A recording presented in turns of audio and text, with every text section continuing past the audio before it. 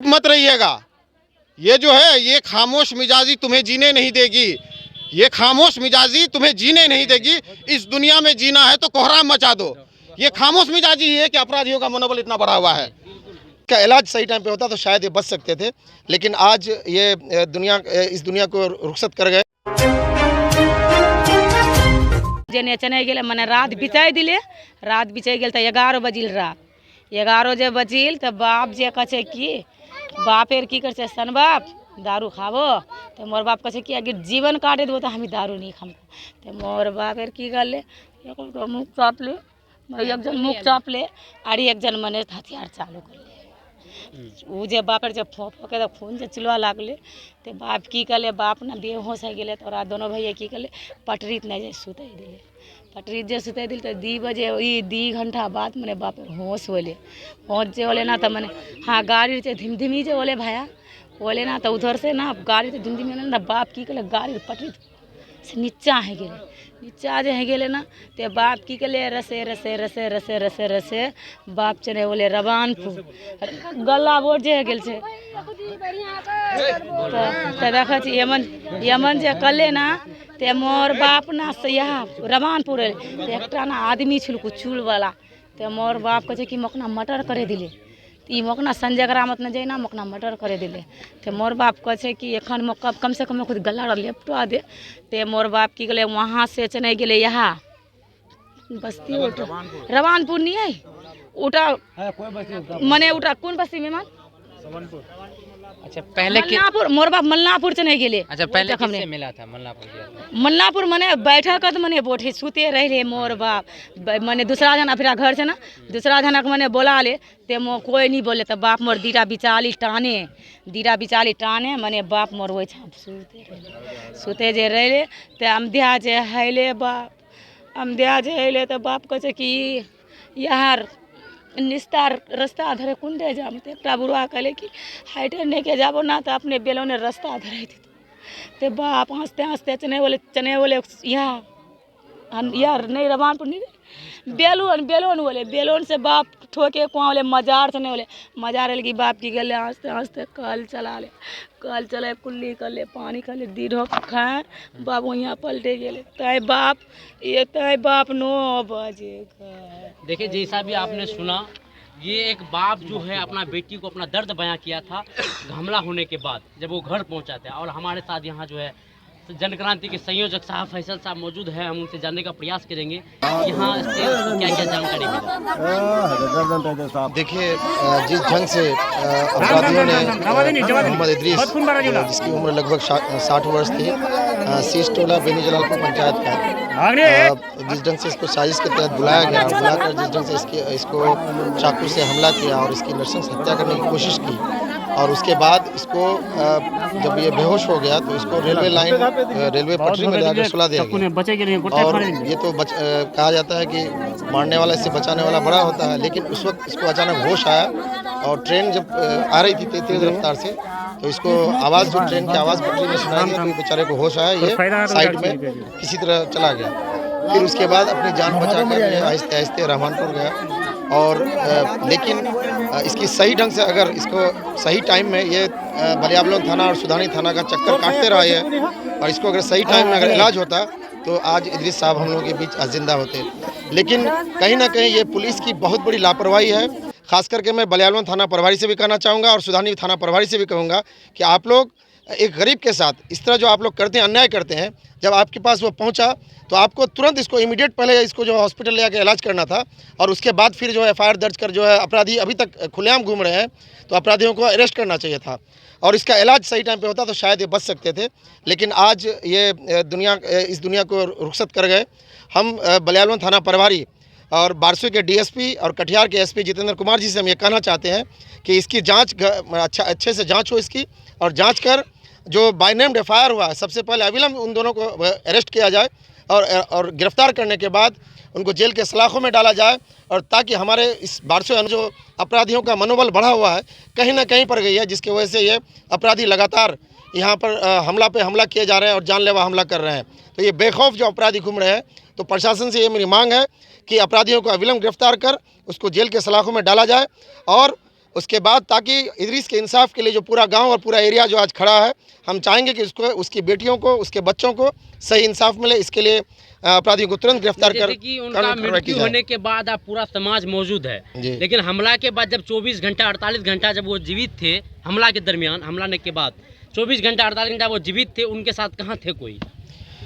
आज उन मर गया तो आज उसके साथ में सब खड़ा है, यानी मरने के बाद सब खड़ा होते हैं। नहीं, कहीं ना कहीं थोड़ी समाज की भी कमजोरी है जी, इसको हम भी और जैसे कि वो जो है जब जीवित थे तो प्रशासन जो है इस थाने को लेकर उस थाने से लेकर इस तरह सिर्फ उनको भेजा भेजी जा रहा है। बार क्यों ऐसा एक्सेप्ट क्यों नहीं किया जा रहा उसका? इसको देखिए, प्रशासन इतना ढीठ हो चुका है यहाँ का, खासकर पुलिस प्रशासन के बारे में कहना चाहता हूँ, बारसो अनुमंडल का, कि अगर किसी की मौत भी हो जाती है तो उसको ज़रा सा भी उसके रोंगटे खड़े नहीं होते हैं, और न ही उसको उसका कुछ जो है अपराधियों पर कुछ ऐसा वो अपना वो जो पुलिस का जो इकबाल है, जो पुलिस का जो ये मैंने अपराधियों का हौसला को पस्त करने का हमको नहीं समझ में आता है कि बारसो अनुमंडल के पुलिस प्रशासन के पास कोई ताकत वैसी लग रही है। इसका मनोबल बहुत डाउन है। ये सिर्फ एक ही काम करती है, ये रिश्वतखोरी का काम करती है। यहाँ पर रिश्वत खा के गरीब को इंसाफ नहीं मिलता इस रिश्वतखोरी के। मैं फिर से कटिहार जिला के एसपी साहब, आप एक बहुत ही ईमानदार ऑफिसर जितेंद्र कुमार जी, मैं आपसे कहना चाहता हूँ, बलियाबलोन थाना प्रभारी और सुधानी थाना प्रभारी को इसमें बढ़िया से जांच करने कहिए, और अगर सही से जांच नहीं होती है तो यहाँ एक बहुत बड़ा जन आंदोलन होगा और यहाँ के लोग चुपचाप नहीं बैठेंगे, और हम सभी लोग इस गाँव और इस एरिया के लोगों को लेकर हम लोग थाना का घेराव करेंगे अगर इसका सही से इंसाफ नहीं होगा तो।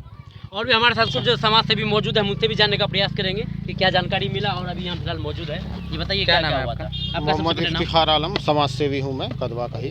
जी, देखिए, कटिहार जिला में कानून व्यवस्था की क्या हालत है हम लोग देख रहे हैं। आए दिन कहीं न कहीं मर्डर, हत्या की घटनाएं हो रही है। जी, अब इदरीस साहब के परिवार में 1 साल के अंदर ये दूसरी हत्या है। जी, ऐसा क्यों? और हत्यारा कैसे खुलेआम घूम रहे हैं, कैसे साजिश रच रहे हैं, और एक 62 साल के ज़ईफ को किस तरह से निर्मम हत्या कर रहे हैं, तो ये प्रशासन की खुली विफलता है।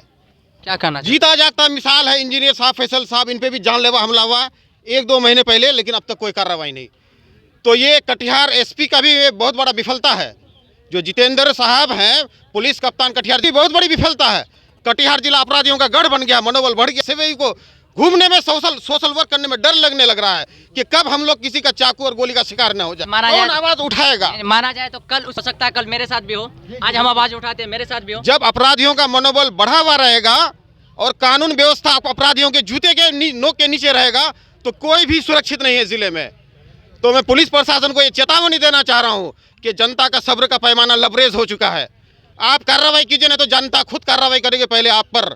इदरीस साहब 2 थाने के चक्कर काटते रहे लहूलुहान स्थिति में।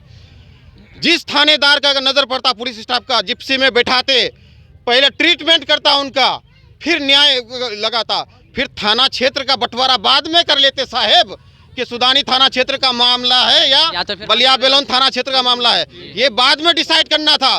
पहले ट्रीटमेंट करना था, न्याय व्यवस्था को सुनिश्चित करना था। मैं बहुत ही दुखी हूँ पुलिस प्रशासन के रवैये से, और समाज की भी कोताही है। एक जख्मी इंसान पैदल ही कहाँ पुआल बिचाली खींच करके रात बिता रहा है। कोई बाइकर, यहाँ का किसी का मोटरसाइकिल नहीं था, मोबाइल से किसी को सूचना का आदान प्रदान नहीं किया जा सकता था, उसको सहायता नहीं प्रदान करना था, इलाज नहीं करना था। तो समाज की भी गलती है। और चुप मत रहिएगा, ये जो है ये खामोश मिजाजी तुम्हें जीने नहीं देगी। ये खामोश मिजाजी तुम्हें जीने नहीं देगी। इस दुनिया में जीना है तो कोहराम मचा दो। ये खामोश मिजाजी है कि अपराधियों का मनोबल इतना बढ़ा हुआ है। तो मैं पुलिस प्रशासन से, कटिहार जिला पुलिस प्रशासन से, एसपी साहब से, एसडीपीओ साहब से, बलियाबलोन थाना प्रभारी से, सुधानी थाना प्रभारी से, ओवरऑल कटिहार जिला पुलिस प्रशासन से ये अपील करता हूं कि अविलंब न्याय को सुनिश्चित किया जाए, वरना जन आंदोलन होगा। अगर अपील से कार्रवाई नहीं होती है तो आपके लिए होने के हैसियत से क्या आगे कहां तक जाइएगा? जन आंदोलन, जनता ही समाज सेवक का, नेताओं का ताकत होता है।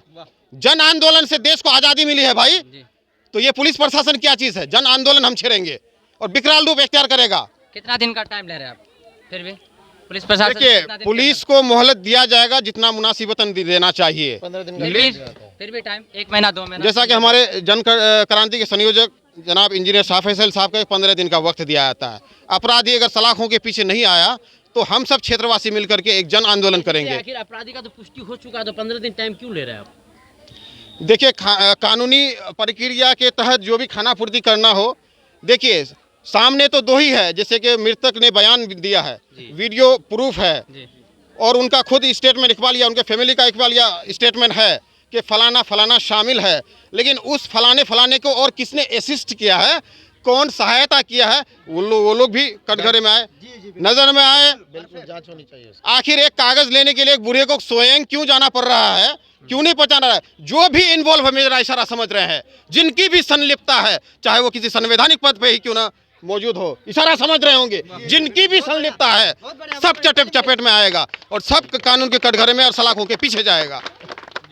देखिए जैसा कि आपने सुना, माना जाए तो पुलिस प्रशासन की ढिलंगी है। हम पुलिस प्रशासन से अनुरोध करते हैं कि आइए और धरातल पर आकर के चेक करें और चेक करने के बाद उन्हें न्याय दिलाएं, क्योंकि आए दिन कुछ ना कुछ होते रहता है। कि भाई हमारे साथ ऐसा ऐसा हो गया, तो इनका जो है ना कोई देखभाल करने वाला नहीं, कोई प्रतिनिधि कोई नहीं पहुंचा। तो हम इनसे स्टेटमेंट लिए कि कैसे कैसे आपके साथ घटना हुआ, तो हम मोबाइल से वीडियो किए उनका, जो उनके साथ हुआ था वो सारी बात वीडियो में है। जी ठीक है, जो भी है ये सच्चाई है। प्रशासन की बहुत ज्यादा लापरवाही। प्रशासन से हम अनुरोध करेंगे, बार बार अनुरोध करते हैं। और हम आज इसके साथ हुआ है, हो सकता है कल मेरे साथ हो, कल इसके साथ हो सकता है परसों उसके साथ हो। तो हम अनुरोध करते हैं कि किसी के साथ ना हो, ऐसा घटना अगले दिन नहीं होना चाहिए। इसलिए नहीं होना चाहिए, आज 62 साल का बूढ़ा गया है, कल हो सकता है 22 साल का जवान चले जाए। मैं आपसे अनुरोध करता हूँ, कृपया इस कार्य को जल्द से जल्द करें। और हमारे साथ जो साहब फैसल साहब हैं, उनसे हम पूछना चाहते हैं कि यह काम जल्द से जल्द हो जाएगा ना? देखिए, जब बाय नेम्ड एफआईआर जो है, जिसमें 2 आदमी का नाम है, इन दोनों को तो 24 घंटा के अंदर प्रशासन पहले अरेस्ट करे। गिरफ्तारी जब तक इन दोनों की नहीं होगी तो बाकी सुराग खुलेगा नहीं। और इस गिरफ्तारी के बाद अगर न्याय नहीं मिलता है तो 15 दिन का हम अल्टीमेटम देते हैं जो पुलिस प्रशासन को। 15 दिन में अगर इसका शिनाख्त ढंग से अगर बाकी अपराधियों को नहीं पकड़ा जाता है तो हम लोग जन आंदोलन छेड़ेंगे और थाना का घेराव भी करेंगे, और जोरदार ढंग से थाना घेराव होगा। तो आप समझ रहे हैं सर का कहना है कि थाना का घेराव भी होगा। हम आपसे निवेदन करते हैं, बार बार निवेदन करते हैं, छोटा बच्चा समझ के ये मत कीजिए कि इग्नोर कर देंगे। हम आपसे निवेदन करते हैं, हाथ जोड़ के विनती करते हैं, एक गरीब का मदद कीजिए सर, गरीब का मदद कीजिएगा तो आपको दुआ लगेगी।